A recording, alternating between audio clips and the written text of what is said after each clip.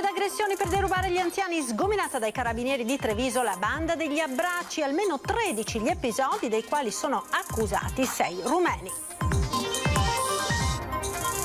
Riconoscere la malattia ai contatti stretti di positivi in quarantena è la richiesta al governo del presidente Zaia in un momento di forte difficoltà di aziende e servizi pubblici.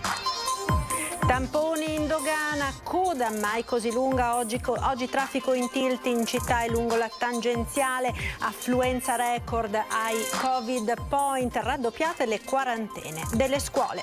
Una crisi profonda quella degli alberghi con occupazione ai minimi storici, ma in tanti per sopravvivere alle difficoltà si trasformano anche in uffici per smart working.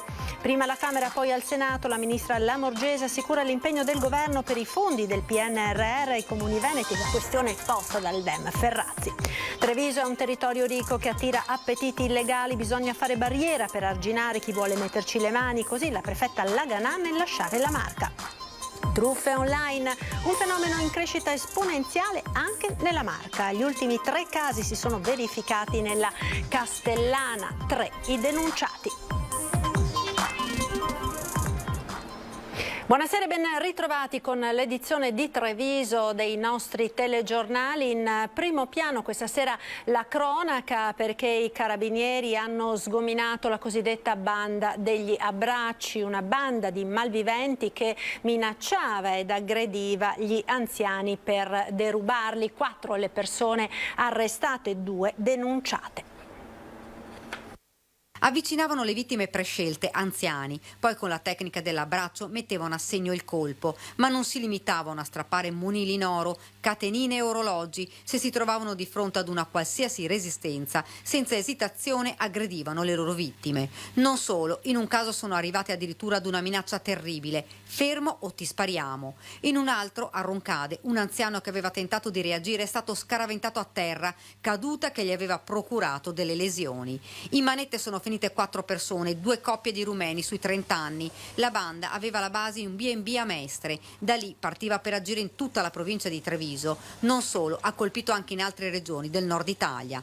13 tra rapine e furti accertati commessi nella Marca tra giugno ed agosto 2021. Le vittime, persone fragili, il più giovane 66 anni, il più anziano 91. La tecnica era quella dell'avvicinamento e con un pretesto quale la conoscenza di un parente, proporsi per un lavoro, la richiesta di un'informazione e poi subito l'abbraccio. E laddove questo non portava ad acquisire la refurtiva, i gioielli, ci poteva essere anche lo strattonamento che ha portato alla caduta di un anziano o addirittura alla minaccia. Oltre ai 4 arrestati, altre 2 donne sono state identificate e denunciate. I carabinieri le stanno cercando. Per loro è già scattata la misura di divieto di dimora nella regione Veneto.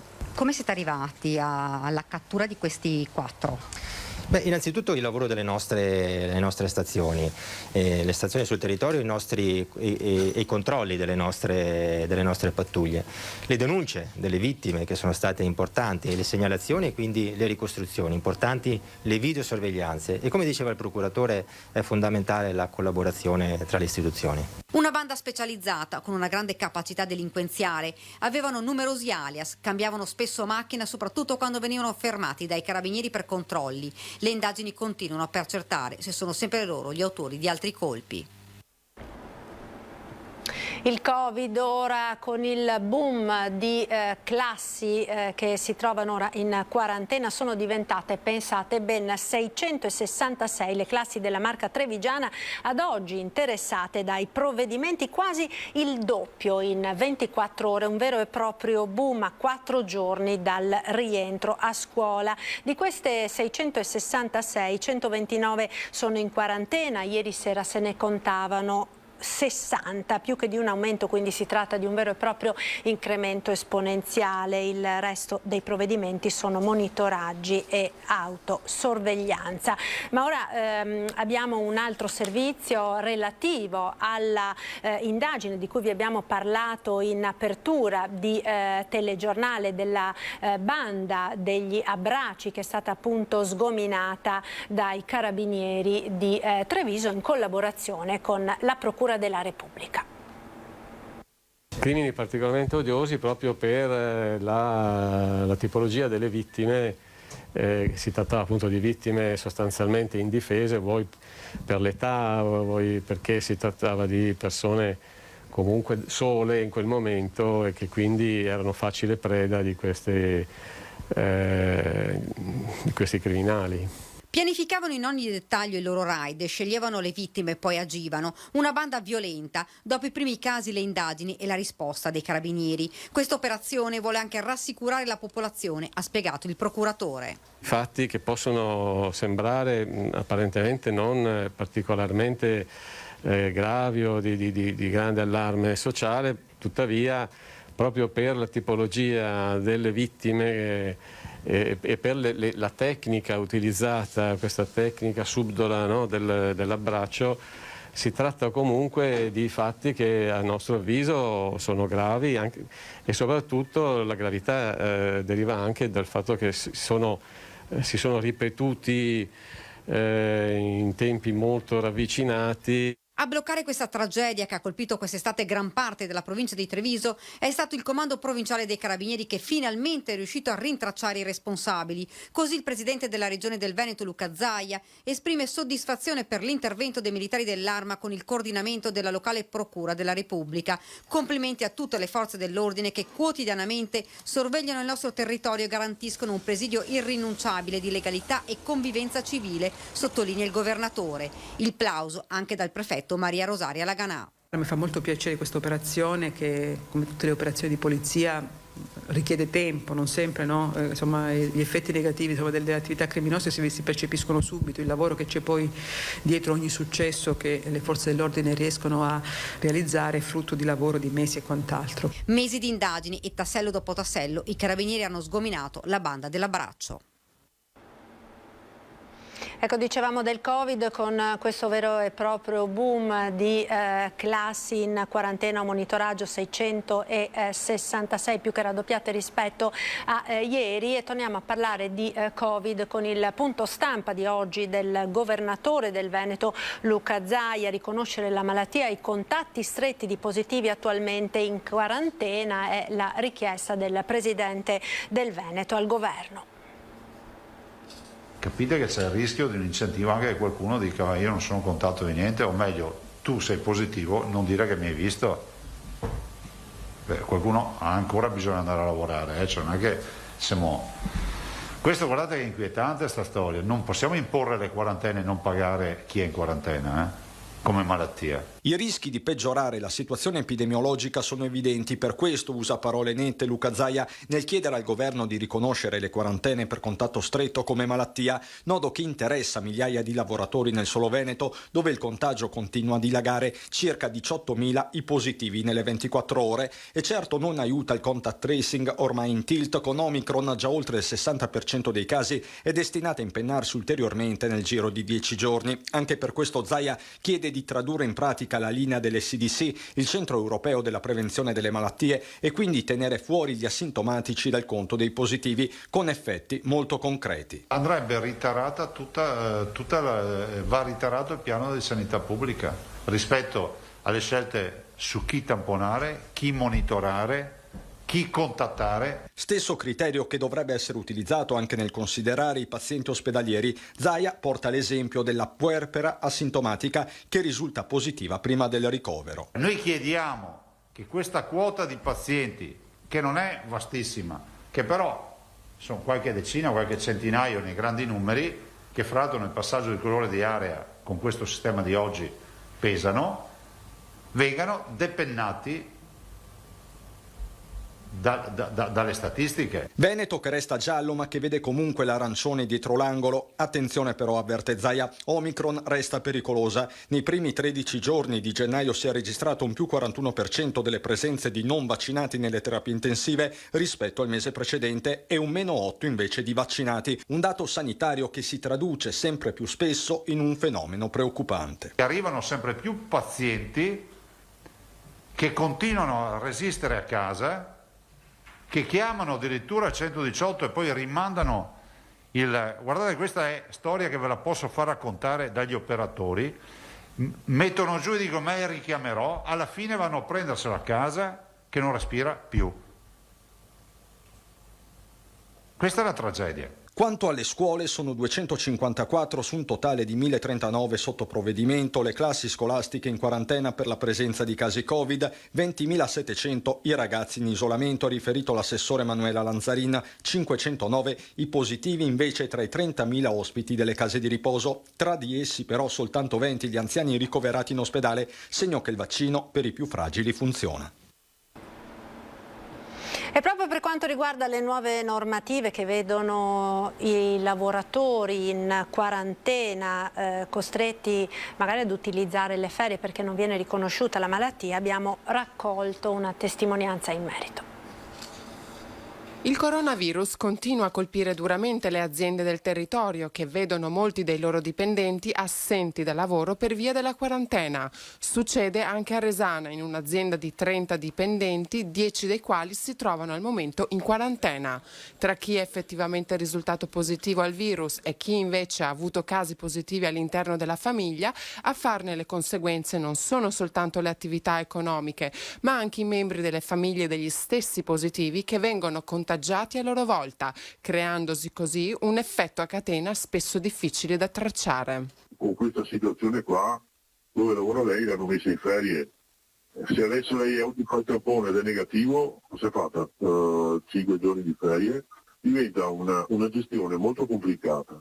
Aziende e lavoratori in difficoltà, storie di chi rischia posto e salute, costretti a usare le ferie per non rischiare il licenziamento, ma per molti diventa impossibile. Se io sono costretto a stare a casa perché sono stato a contatto con una persona positiva e però non mi viene riconosciuta l'aggravante della malattia. Questo operaio, che si trova al momento in quarantena perché positivo, fa inoltre un appello all'azienda sanitaria che possa dare la possibilità ai lavoratori di poter usufruire dei tamponi rapidi di quarta generazione. Ti danno l'esito praticamente nel giro di poche ore e quindi questo accelererebbe tutto quanto. E in dogana lo fanno, però non è che lo fanno di prassi. Mi ha detto provi a chiedere alla persona che le fa il tampone se gentilmente mi fa un tampone di questo tipo visto le sue esigenze. Mi sembra una cosa un po', dovrebbe essere in automatico. E inoltre fa un secondo appello al governo per chi è positivo con terza dose ma senza alcun sintomo. Il mio lavoro comporta essere fuori all'aria aperta, non sei dentro in un ufficio, con i dovuti accorgimenti, mascherine e quant'altro, poter continuare ad andare a lavorare se uno non ha sintomi. E quella di oggi è stata una giornata di passione nei Covid Point della Marca, particolarmente difficile la situazione in dogana a Treviso.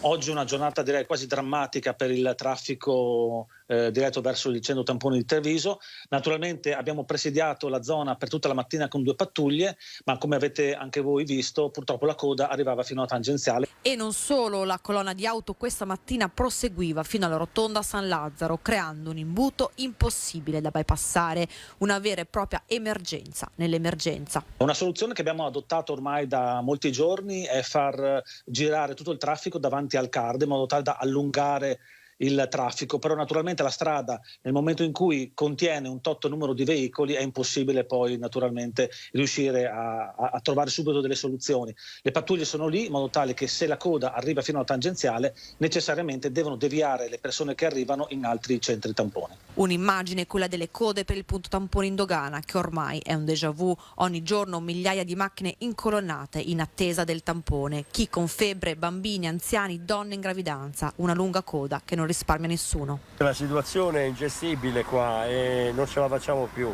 sperando che questo Covid se ne vada via più presto possibile. Ho 2 bambini in macchina. I bambini con la febbre. Ho soltanto tanta pazienza e mi auguro che ce l'abbiano anche i piccoli. Siete in 5 in macchina con 3 bambini e davanti avete una coda molto lunga. Sì, molto lunga. Siamo all'inizio della strada e ancora, non so, quasi 2 chilometri, qualcosa davanti.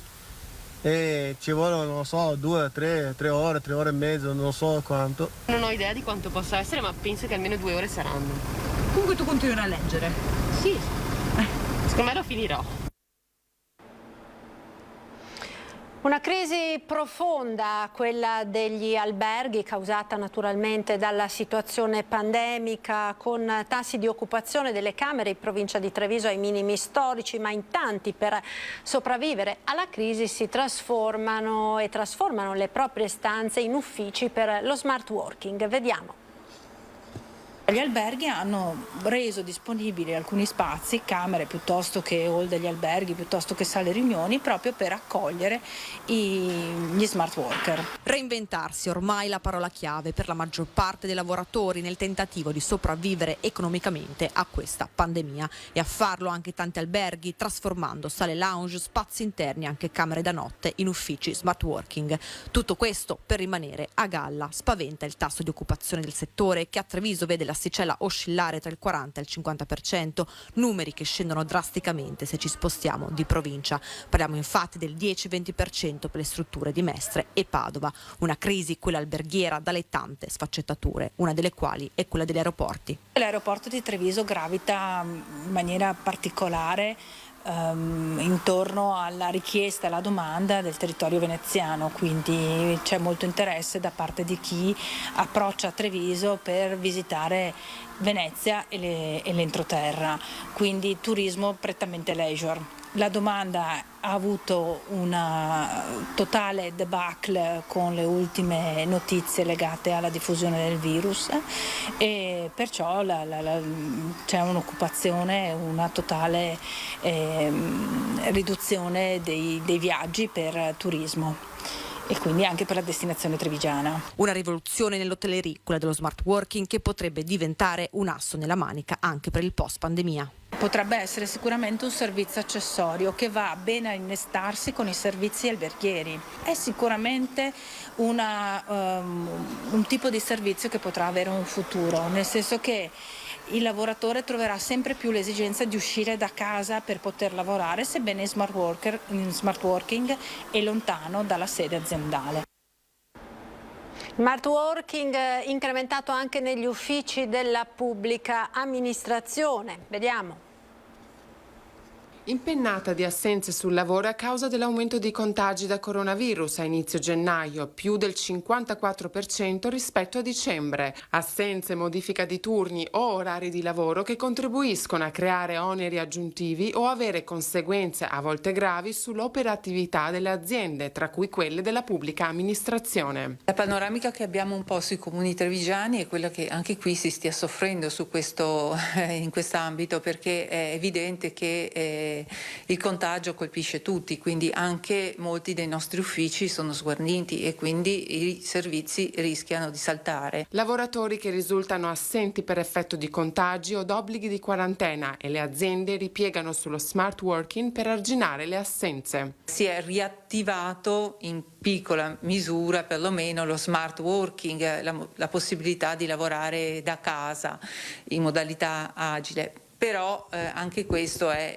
una modalità per cercare di aiutare gli enti. Le amministrazioni però devono prevedere una rotazione dei dipendenti autorizzati alla prestazione, garantendo la prevalenza del lavoro in presenza. In questo momento in cui avremo bisogno di tutto il personale e anche di più, perché abbiamo tutte le opportunità importanti del PNRR da cogliere e sulle quali lavorare, ci troviamo in difficoltà anche sull'ordinario, perché spesso abbiamo gli uffici vuoti. Non solo smart working, ma anche ferie o permessi vengono utilizzati dai dipendenti durante il periodo di assenza, strumenti momentanei che però non possono essere utilizzati a lungo in quanto pongono in seria difficoltà le attività economiche. Soprattutto sul lavoro si sentono anche le pesantezze che derivano da tutto un contesto nel quale viviamo. Parliamo ora dei fondi del PNRR destinati ai comuni veneti e trevigiani, prima alla Camera, poi al Senato. Il ministro Lamorgese ha rassicurato circa l'impegno del governo a trovare nuovi fondi per il capitolo della rigenerazione urbana. La questione è stata posta dal senatore Dem Andrea Ferrazzi. Dall'Anci Veneto sono fiducioso, dice il sindaco di Treviso Mario Conte. Assicuro che il governo è impegnato nell'individuazione di ogni utile soluzione per andare incontro alle esigenze rappresentate in questa sede. Lo ha detto alla Camera, lo ha ribadito al Senato il ministro dell'Interno Luciana Lamorgese. L'esecutivo Draghi è pronto a integrare le risorse destinate ai progetti di rigenerazione urbana per i comuni del nord rimasti esclusi dal primo round di finanziamenti. La questione è stata posta a Palazzo Madama nel corso del question time dal senatore Dem veneziano Andrea Ferrazzi, che ha portato l'esempio del Veneto. Nel Veneto, per fare un esempio della mia regione, sono stati finanziati solo 5 comuni e su 227 presentati come progetti ne sono stati finanziati solamente 24. Sappiamo benissimo che il nostro paese, o cresce tutto insieme o non cresce nessuno. E però è del tutto evidente che i criteri che sono stati utilizzati per aggiudicare le risorse finanziarie sono stati dei criteri particolari che hanno sfavorito in maniera troppo penalizzante i comuni del nord. Lamorgese ha fatto riferimento in particolare agli ulteriori 200 milioni di euro implementati con il decreto PNRR e alla possibilità introdotta dalla legge di bilancio di accesso anche ai comuni sotto i 15.000 abitanti. Soddisfatto per il momento Mario Conte, presidente dell'ANCI, il primo a chiedere la revisione dei parametri, ribadita lunedì a Padova alla stessa ministra Gelmini. Io rimango fiducioso.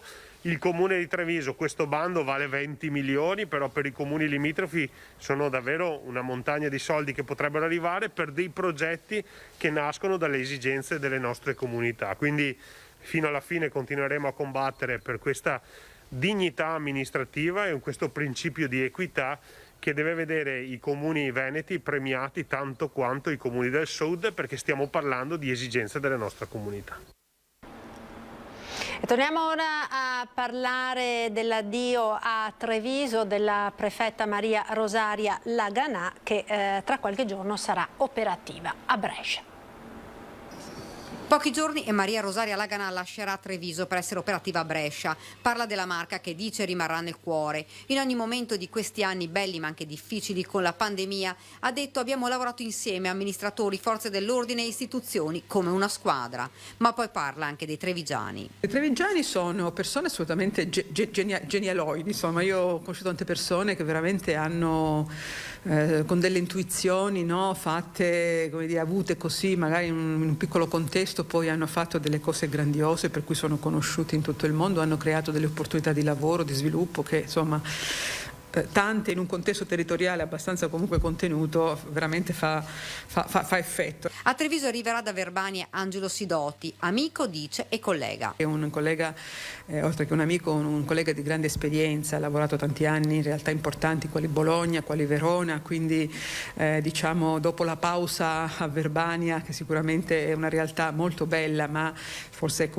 più tranquilla rispetto a cui aveva vissuto in precedenza, è assolutamente pronto a fare quello che c'è da fare nella Marca. Treviso è un territorio pronto a nuove sfide. Quello che io ho detto e ci tengo a ribadirlo è che è una terra ricca, quindi fa gola anche ovviamente a persone che evidentemente hanno interessi diversi, differenti, opposti a quello che è una crescita economica impronta dalla legalità, quindi sana. Ecco, quindi la grande sfida per coloro che hanno delle responsabilità a qualsiasi livello per il futuro sarà proprio questo: mantenere, no? Fare questa barriera per arginare coloro che possono pensare di venire in questo territorio per profittare delle ricchezze che ci sono. Molti gli attestati di stima e gratitudine, primo fra tutti il presidente Zaia, che ringrazia la prefetta per il lavoro svolto, ed ancora: ringrazio il prefetto per la collaborazione avuta in un periodo che ha segnato un prima e un dopo nella storia delle nostre vite e della nostra economia, ha detto Mario Pozza, presidente di Union Camer Treviso Belluno. Ed ancora Confcommercio, il ringraziamento per aver condotto con sensibilità e competenza durante tutta la pandemia un confronto costruttivo che ha compreso le esigenze delle imprese del terziario, le più colpite dalla pandemia, non senza dimenticare l'importante tema della parità di genere, cui il prefetto ha prestato molta considerazione. Una notizia di economia, ora l'Assemblea straordinaria di Edizione ha approvato all'unanimità la trasformazione della società in una SPA e una nuova governance. Alessandro Benetton è stato nominato presidente di Edizione ed Enrico Laghi designato alla carica di amministratore delegato. Il nuovo statuto mira a rinnovare l'impegno alla stabilità del gruppo, confermando la missione di Edizione quale holding pura di partecipazioni e la strategicità dei suoi investimenti nelle controllate Atlantia, Autogrill e Benetton Group, spiega una nota. Ancora cronaca ora con truffe online, un fenomeno in crescita esponenziale anche in provincia di Treviso. Gli ultimi 3 casi si sono verificati nella Castellana, 3 i denunciati. C'è l'impiegato di Castelfranco che ha messo in vendita online il suo PC ed è stato raggirato per 2.100 euro da un pregiudicato della provincia di Cagliari. La pensionata, sempre di Castelfranco, che ingannata da un falso impiegato di banca ha versato sul conto del truffatore napoletano 2.500 euro. Infine c'è poi l'operaio di Strana che è stato truffato per 950 euro da un pregiudicato romano dopo aver messo in vendita sul web un telefono cellulare. Sono solo gli ultimi casi di truffa online messi a segno nella Castellana e scoperti dai carabinieri della locale compagnia che hanno denunciato alla procura di Treviso i 3 imbroglioni. Un fenomeno in continua crescita, di qui l'appello dei carabinieri. Prestare la massima attenzione a quelli che possono essere contatti tesi agli acquisti online, di cercare di verificare l'attendibilità dei siti che si vanno a consultare e comunque in ogni caso quello di rivolgersi immediatamente ai carabinieri dislocati nelle varie stazioni del territorio della Marca Trevigiana in caso di dubbi o bisogno di informazioni. Restiamo a Castelfranco dove è stata inaugurata la nuova palestra dell'Istituto Nightingale.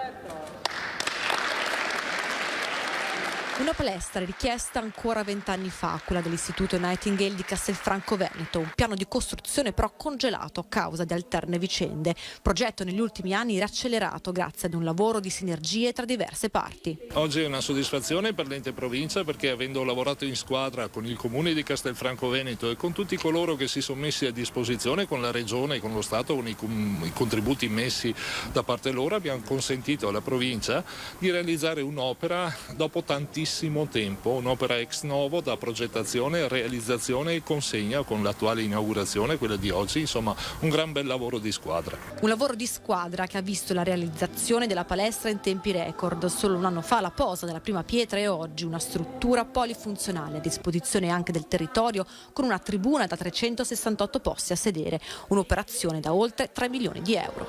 Il Veneto è la prima regione che ha inserito nel proprio calendario scolastico le giornate dello sport a scuola.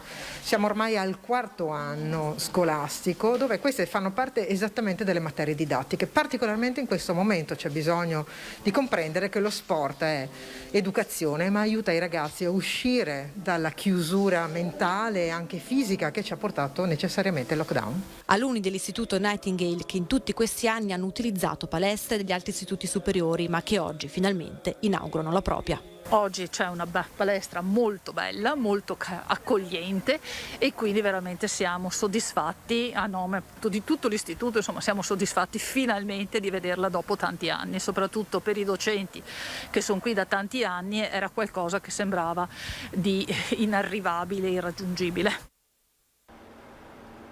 Ed ora gli auguri ad un alpino speciale che ha spento le 100 candeline, l'alpino Giovanni Basso. La festa di compleanno si è tenuta alla sede degli alpini del comune di Gaiarine, un bel traguardo per il centenario, raggiunto in ottima forma, circondato dall'affetto dei suoi cari, dagli alpini suoi amici naturalmente e poi in presenza anche dell'assessore alle politiche sociali del comune Graziella Gava. Tanti auguri quindi a Giovanni Basso. Ed ora spazio alle notizie da Belluno e provincia.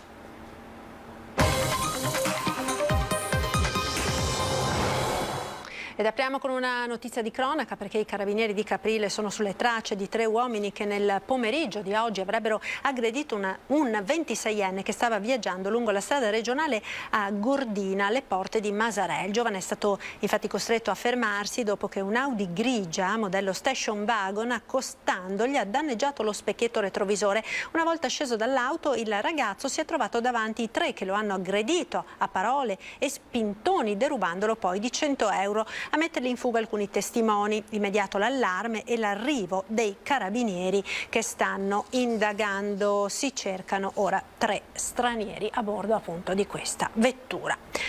Il Covid, ora il contagio sale ed il tracciamento è sempre più in difficoltà. Anche per questo l'ULSS 1 Dolomiti intensifica la collaborazione con le farmacie. Tutti i cittadini che si recheranno nelle nostre farmacie territoriali ed effettueranno i tamponi rapidi, gli antigenici, nel caso in cui risultassero positivi gli verrà consegnato questo foglio con in sintesi le cose importanti da sapere, le informazioni utili da recuperare. Sono giorni complessi per il tracciamento, da un lato il contagio che dilaga pur con una pressione ospedaliera sotto controllo da Belluno a Feltre, e questo grazie al vaccino, dall'altro il rientro a scuola e nelle fabbriche dopo le festività. Un'istantanea che ha portato l'ULSS 1 a integrare la collaborazione con le farmacie, essenziale soprattutto nei comuni più distanti della montagna. Di fronte a normative in evoluzione, anche sulle quarantene si punta su informazioni chiare e condivise. Già il farmacista dà queste informazioni, però sappiamo che nel momento in cui hai questo tipo di notizia ti sembra chiaro al momento, ma poi ti dimentichi o ti viene qualche dubbio. E allora abbiamo creato questo foglio con veramente le 4 informazioni, 4 promemorie importanti.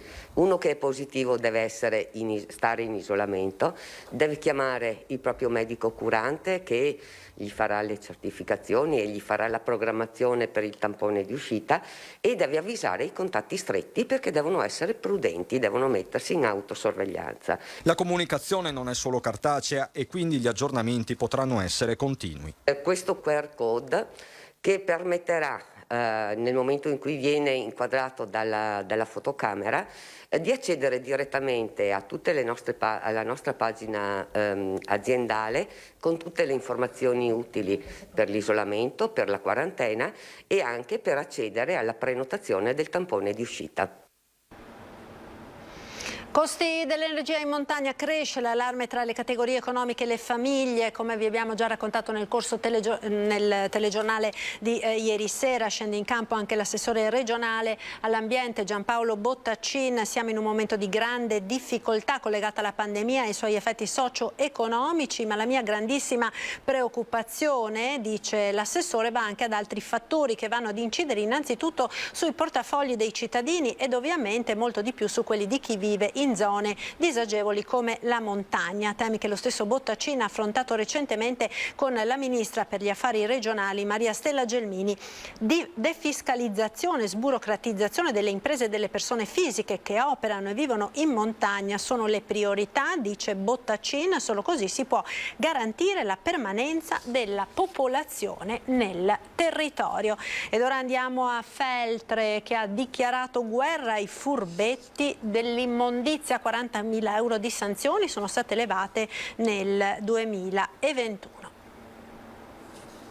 L'intero gettito che supera i 40.000 euro di queste sanzioni verrà reinvestita per ulteriori apparecchiature per mettere in condizione gli agenti di svolgere il loro lavoro e anche per ulteriormente controllare il territorio per questi comportamenti non idonei. Sono 172 le sanzioni elevate dal nucleo ambiente della Polizia Locale di Feltre dopo un 2021 di tolleranza zero, costellato di fototrappole e telecamere mobili puntate sulle oltre 150 isole ecologiche disseminate sul territorio comunale. Per alcuni ecofurbetti il conferimento irregolare era un vero e proprio vizietto. Sono stati trovati anche numerosi scaricatori seriali, anche in certi casi anche 6, 7, 8 volte la stessa persona a conferire rifiuti e abbandonarli a terra. A cambiare pelle nel 2022 potrebbero essere le stesse sanzioni comminate, evolvono le tecnologie insomma ed evolvono pure le multe. Oggi possiamo permetterci anche il lusso di scorporare quella che è la sanzione più che altro con uno scopo educativo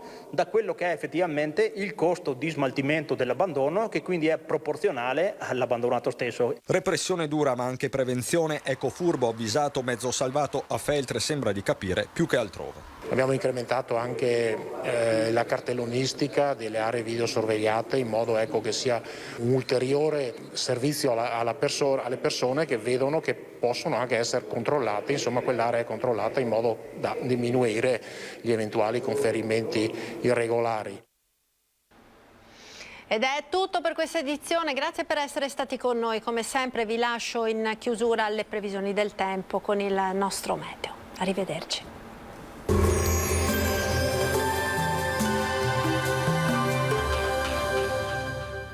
Aglio bianco Polesano DOP, oro bianco del Polesine, prezioso alleato della salute con uniche e molteplici proprietà. Scegli Aglio bianco Polesano DOP. Bentrovati al meteo. L'anticiclone domina ancora il nostro paese, regalandoci un'ennesima giornata di bel tempo. Vediamo il dettaglio di venerdì 14 gennaio. Sul Veneto sarà asciutto e stabile, anche la nostra regione è protetta dall'alta pressione, tanto sole dappertutto, cielo sgombro da nubi, salvo possibili locali foschie o nebbie in pianura verso sera. Venti a tratti moderati occidentali sulle aree pianeggianti. Temperature senza particolari variazioni, minime tra -3 e 1 grado, massime tra i 6 e gli 8 gradi all'incirca.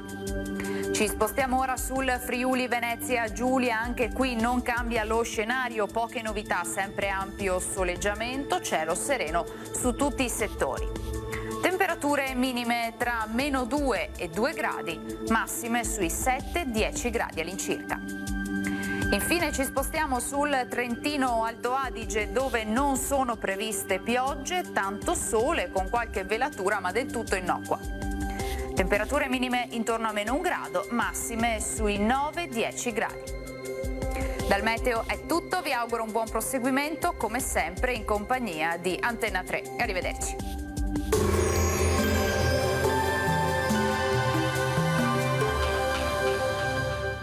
Aglio bianco Polesano DOP, oro bianco del Polesine, prezioso alleato della salute con uniche e molteplici proprietà. Scegli Aglio bianco Polesano DOP.